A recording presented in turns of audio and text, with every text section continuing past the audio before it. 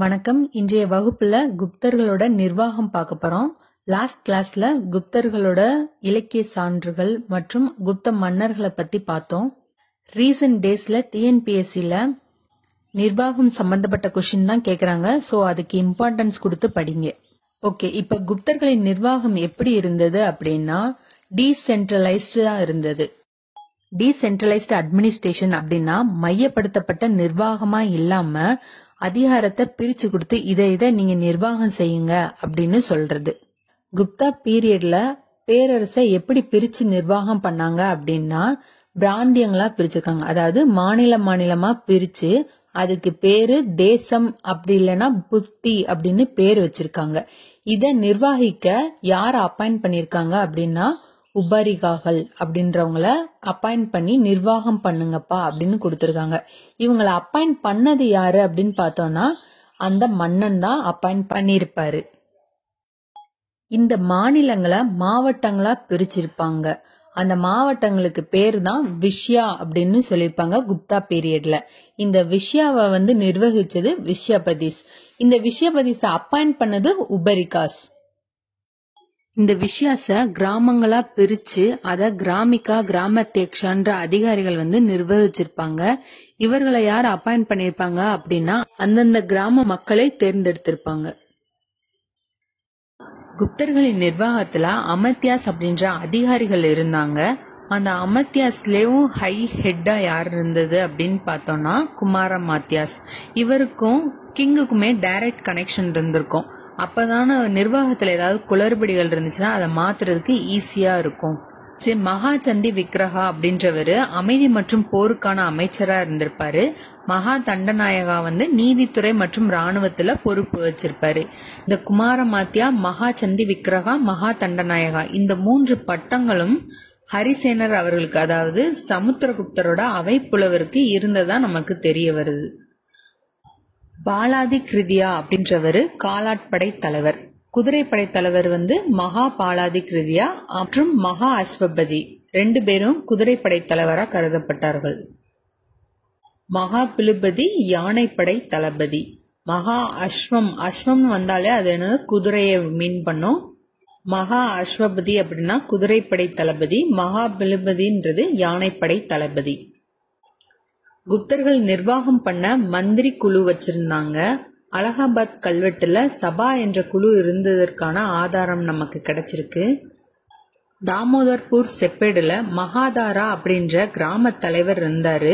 அவருக்கு அசிஸ்ட் பண்றதுக்கு அஷ்டகுல அதிகாரானா அப்படின்ற 8 பேர் கொண்ட குழு இருந்ததா நமக்கு தெரிய வருது. ஈரான் தூண் கல்வெட்டு லோகபாலா என்ற அதிகாரி இருந்ததற்கான ஆதாரத்தை நமக்கு தருது. இந்த லோகபாலா அப்படின்றவரு மாநில ஆளுநர். மாநில ஆளுநர்ன்றவரு தேசம் அப்படின்ற மாநிலத்தை ஆட்சி செய்த உபாரிகாசா தான் நம்ம ஆளுநர் அப்படின்னு சொல்றாங்க. இந்த லோகபாலான்றவரு ஒரு உபாரிகாவா இருந்திருக்காரு. இந்த தாமோதர்பூர் செப்பேடும் ஈரான் தூண் கல்வெட்டும் புத்தகுப்தர் காலத்தை சார்ந்தது. நம்ம லாஸ்ட் கிளாஸ்ல பார்த்திருந்தோம். ஈரான் தூண் கல்வெட்டு சமுத்திரகுப்தர் காலத்தை சேர்ந்தது. இந்த ஈரான் தூண் கல்வெட்டுல புத்தகுப்தர், சமுத்திரகுப்தர், 2ஆம் சந்திரகுப்தர் இவர்களை பற்றியெல்லாம் குறிப்புகள் இந்த ஈரான் தூண் கல்வெட்டுல இருக்கு. இந்த ஈரான்ற பிளேஸ் மத்திய பிரதேசத்துல இருக்கு. 2ஆம் சந்திரகுப்தரின் சாஞ்சி கல்வெட்டு பஞ்சமண்டலி அப்படின்ற ஒரு குழுமம் இருந்ததை குறிப்பிடுது. தூதகா அப்படின்ற ஒற்றர் முறையும் குப்தர் காலத்தில் இருந்தது. நெக்ஸ்ட் பிஒய்க்யூ பார்ப்போம். மேட்ச் பண்ண சொல்லி கேட்டிருக்காங்க. மகா பாலாதி கிருதா அப்படின்றவரு குதிரைப்படை தளபதினு 6th ஸ்டாண்டர்ட் புக்ல கொடுத்திருக்காங்க. மகா அஸ்வபதி குதிரைப்படை தளபதி அப்படின்னு 11th ஸ்டாண்டர்ட் புக்ல கொடுத்திருக்காங்க. இங்க மகா பாலாதி கிருதாவுக்கு படை தளபதியும் மகா அஸ்வபதிக்கு குதிரைப்படை தளபதியும் ஆன்சரா கொடுத்திருக்காங்க. சோ குரூப் 1 எக்ஸாம் இந்த மாதிரி எழுதினீங்கன்னா 11th ஸ்டாண்டர்ட் 12th ஸ்டாண்டர்ட்லயும் ஃபாலோ பண்ணுங்க. மகா பிலுபதின்றவர் யானைப்படை தளபதி. மகா தண்டநாயக் தலைமை நீதிபதி. So answer B. குப்தர்களோட வருவாய் ஆதாரம் என்னென்னு பார்ப்போம். அவங்களுக்கு மெயினா வரி மூலமா தான் வருவாய் பெருகி இருக்கும். நம்ம ஆல்ரெடி பார்த்திருக்கோம். காமாந்தகரோட நீதிசாரம் அப்படின்ற நூல்ல அரசு கருவூலத்தை எப்படி பெருக்குவது அப்படின்றதுக்கான வழிமுறைகள் இருக்குது அப்படின்ட்டு. குப்தர்கள் என்னென்ன வரி விதிச்சாங்க அப்படின்னா, பாகான்ற வரி, பாகம் அப்படி இல்லைன்னா பங்கு பிரிக்கிறதுன்னு ஞாபகத்துல வச்சுக்கோங்க. விளைச்சல்ல 6ல் 1 பங்கு வரியா கட்டணும். போகா வரி, இதை எப்படி ஞாபகத்துல வச்சுக்கோங்கன்னா, விளைச்சல் போகமா விளைஞ்சிருக்குன்னு சொல்றோம்ல, அப்ப அந்த விளைச்சலை தர்றது, பழங்கள், விறகு, பூக்கள், இத அரசருக்கு தருவது. கரா அப்படின்றது பீரியாடிக் டாக்ஸ், கால இடைவெளியில விதிக்கிறாங்க. இதை எப்படி ஞாபகத்துல வச்சுக்கிறதுனா, நம்ம ஆல்ரெடி டாக்ஸ் கட்டிக்கிட்டு இருக்கோம், இருந்தாலுமே ஒரு கேப், ஒரு குறிப்பிட்ட இடைவெளியில இன்னொரு வரி விதிக்கிறாங்க. ரொம்ப கராரா கேப் விட்டு டாக்ஸ் விதிக்கிறாங்க அப்படின்றத ஞாபகத்துல வச்சுக்கோங்க. பலி அப்படின்றது இனிஷியலா நம்ம விருப்பப்பட்டு வரி கட்டினாலும் கொஞ்ச நாள் கழிச்சு ரொம்ப கட்டாயமாக்கி நீங்க வரி கட்டி தான் ஆகணும் அப்படின்னு சொல்றது, அதான் நம்ம பலியாகிட்டோம் அப்படின்னு ஞாபகத்துல வச்சுக்கோங்க. உதியங்கா, உபரிகரா ரெண்டுமே கூடுதல் டாக்ஸ் தான். ஆனா இந்த உதியங்கான்றது காவல் வரி, நீர் வரி, இந்த ரெண்டுத்துக்குமே விதிச்சிருக்காங்க. ஆனா இந்த உபரிகரா இந்த கூடுதல் டாக்ஸ் எதுக்கு விதிச்சாங்கன்னே தெரியல. ஆனா உபரிகரான்றது எக்ஸ்ட்ரா உபரி இருந்ததுனால அது ஒரு கூடுதல் டாக்ஸ் அப்படின்னு ஞாபகத்துல வச்சுக்கோங்க. ஹிரண்யா அப்படின்றது, லிட்ரலி ஹிரண்யான்றது கோல்டு டாக்ஸ். ஆனா இங்க என்னன்னா சர்டன் கிராப்ஸ்க்கு வரி விதிச்சிருப்பாங்க. இதை எப்படி ஞாபகத்துல வச்சுக்கோங்கன்னா, தானியம் தங்க விலை விக்குது, அந்த மாதிரி இருக்கிற தானியங்களுக்கு மட்டும் ஹிரண்யா வரி விதிச்சிருக்காங்க. நெக்ஸ்ட் வாதபூதா, அது பேர்லயும் அந்த டாக்ஸ்க்கு மீனிங் இருக்கு. வாதம்ன்றது காற்று, பூதம்ன்றது ஆவி. வாதபூதங்களுக்கு சடங்கு செய்வதற்கு விதிக்கப்பட்ட வரி. ஹலிவகரா அப்படின்றது கலப்பை வரி. சுல்கா அப்படின்றது சுல்காவை சுங்கா வரி அப்படின்னு வச்சுக்கோங்க. வணிகர்கள் அவர்களோட பொருட்களை கொண்டுட்டு வர்றதுக்கான வரி. கிளிப்தா, உபகிளிப்தா அப்படின்றது ரெஜிஸ்ட்ரேஷன் அப்ப, நிலப்பதிவின் போது விதிக்கப்படும் வரி. குப்தர் காலத்து நிலங்களை எப்படி வகைப்படுத்திருக்காங்க அப்படின்னா, ஷேத்ரான்றது விவசாயத்துக்கு உரிய நிலம், பயிரிடக்கூடிய நிலம் தான் ஷேத்ரா. அப்ரஹதா அப்படின்றது அப்புறப்படுத்துறது, ஆனா காடு அல்லது தரிசு நிலத்தை தான் அப்புறப்படுத்துவாங்க அப்படின்னு ஞாபகத்துல வச்சுக்கோங்க. கிலா அப்படின்றது தரிசு நிலம். வஸ்தி அப்படின்றது குடியிருக்க தகுந்த நிலம். வஸ்தின்றனா வசதியா குடியிருக்கிறதுக்காக இருக்கிற இடம் அப்படின்னு வச்சுக்கோங்க. கபத சரகா மேய்ச்சல் நிலம். ப்ரீவியஸ் இயர் கொஸ்டின் பேப்பர்ல என்ன கேட்டிருக்காங்கன்னா, பின்வருவனவற்றுள் சரியாக பொருந்தப்படாதது என்ன அப்படின்னு கேட்டிருக்காங்க. அப்ரஹதா அப்படின்னா காட்டு நிலம் இல்லைன்னா தரிசு நிலம் தான். கிலானா தரிசு நிலம். இப்பதான் பார்த்தோம். வஸ்தி அப்படின்னா வசதியா இருக்கிறதுக்கான, குடியிருக்கிறதுக்கு இடம் அப்படின்னு பார்த்தோமா, குடியிருக்கிறதுக்கான நிலம். ஸோ எது தவறானது அப்படின்னு கேட்டிருக்காங்க. வஸ்தி அப்படின்றது குடியிருக்க தகுந்த நிலம், ஷேத்ரா விவசாய நிலம். குப்தர் காலத்து நில குத்தகை வகைகளை சில சலுகைகள் தரப்பட்டது. அது என்னன்னா அப்படின்னா, நிவி தர்மா அப்படின்னா அறக்கட்டளை போன்ற அமைப்பின் மூலம் நில மானியம். நிவி தர்ம அக்ஷயான்னா அறக்கட்டளையிலிருந்து வரும் வருமானத்தை பயன்படுத்திக்கலாம். அப்ரதா தர்மா அப்படின்னா அந்த வருவாயை பயன்படுத்திக்கலாம், ஆனா பிறருக்கு தானம் தர முடியாது. பூமி சித்திரயானா அப்படின்றது தரிசு நிலத்தை சாகுபடி நிலமா மாத்துறவங்களுக்கு குத்தகையிலிருந்து விலக்கு தர்றது. நிலக்கொடை முறையும் இருந்தது. பிராமணர்களுக்கு தரப்படுற நிலத்துக்கு அக்ரஹார மானியம் அப்படின்னு பேரு. அதுக்கு வரி எதுவும் கிடையாது. தேவ கிரகார மானியம் அப்படின்றது கோயில் வழிபாடு, இந்த பணிகளுக்காக நியமிக்கப்பட்ட பிராமணர், வணிகர்கள் இவங்களுக்கு கொடுக்கிற மானியம்.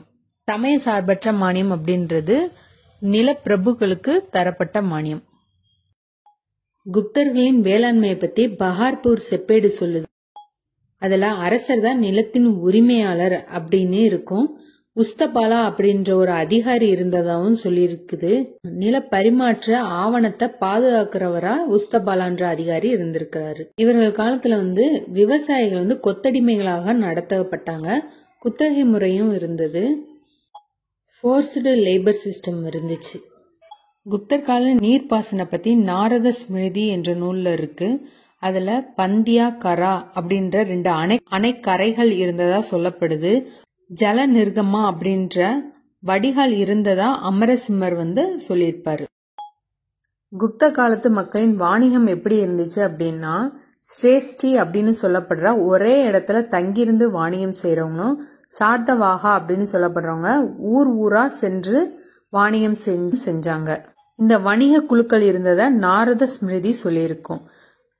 மக்கள் தரைவழி வாணிகம் மட்டும் செய்யல, கடற்கரை வாணிகமும் நடந்திருக்கு. அதுக்கு மெயின் ட்ரேட் பாயிண்டா தாமிரலிப்தி அப்படின்ற பிளேஸ் இருந்திருக்கு. இதை ப்ரீவியஸ் இயர் கொஸ்டின் பேப்பர்ல கேட்டிருக்காங்க. குப்தர் காலத்தில் கிழக்கு கடற்கரையில் உள்ள முக்கிய துறைமுகம் எது அப்படின்னு கேட்டிருக்காங்க. ஆன்சர் தாமிரலிப்தி. குப்தர்கள் தான் முதலில் கட்டுமான கோயில்களை வந்து கட்டியவர்கள். இவர்கள் வந்து நகரா மற்றும் திராவிட ஸ்டைலை யூஸ் பண்ணி கோயில்களை கட்டியிருப்பாங்க. இவங்களுடைய கட்டிடக்கலைக்கு சிறப்பா அமைஞ்சது என்னன்னா சாரநாத் புத்தா ஸ்டாச்சு. இவங்களோட குகை கோவில்லாம் எங்கெங்க இருக்கு அப்படின்னு பார்த்தோம்னா அஜந்தா அண்ட் எல்லோரா மகாராஷ்டிரால இருக்கு. பாக் குகை கோவில் வந்து மத்திய பிரதேசத்துல இருக்கு. உதயகிரி குகை வந்து ஒடிசால இருக்கு. இத ப்ரீவியஸ் இயர் கொஸ்டின் பேப்பர்ல கேட்டிருந்தாங்க. குப்தர் காலத்து குகை கோவில்ல எது தவறானதுன்னு கேட்டிருக்காங்க. இப்பதான் பார்த்தோம். குப்தர் காலத்து ஸ்தூபிகள் சமத், ரத்னகிரி, மிர்பூர் தான். இந்த 3 பிளேஸ்லயும் வந்து ஸ்தூபிகள் இருக்குது. குப்தர்கள் வந்து எந்த பகுதியை ஆட்சி செஞ்சிருப்பாங்க? மெயினா சென்ட்ரல் இந்தியா.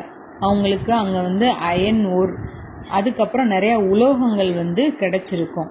ஸோ அதுல இருந்து அவங்க வந்து சிலைகள் வந்து நிறைய செஞ்சிருப்பாங்க. நமக்கு பீகார் நாலந்தால 18 அடி புத்தர் செம்பு சிலையும், சுல்தான்கஞ்சில 7.5 அடி புத்தர் சிலையும் கிடைச்சிருக்கும். இவங்களுடைய முத்திரையில கருடா லட்சணை இருந்திருக்கும். இத லாஸ்ட் இயர் டிஎன்பிஎஸ்சி எக்ஸாம்ல கேட்டிருந்தாங்க. என்ன வகையான மட்பாண்டங்கள் யூஸ் பண்ணாங்க அப்படின்னா சிவப்பு மட்பாண்டங்கள். நம்ம சிந்துவெளி மக்கள் என்ன மட்பாண்டங்கள் யூஸ் பண்ணாங்கன்னு பார்த்தோம். சிவப்பு மற்றும் கருப்பு நிற மட்பாண்டங்கள். குப்தர் காலத்தை செவ்வியல் கலைகளின் பொற்காலம் அப்படின்னு சொல்றோம்ல, அதுக்கான ரீசன் என்னென்ன அப்படின்னா இவங்க வந்து ஒரு இதுல மட்டும் இல்லாம எல்லா கலைகளிலுமே சிறந்து விளங்கியிருப்பாங்க. உலோக கலையா இருக்கட்டும், கட்டிடக்கலையா இருக்கட்டும், மருத்துவத்திலையும் சரி, சிற்பத்திலையும் சரி, எல்லாத்துலயுமே இவங்க சிறப்பா விளங்குனதுனாலதான் இந்த பீரியட வந்து கோல்டன் ஏஜ் பீரியட் அப்படின்னு சொல்றோம்.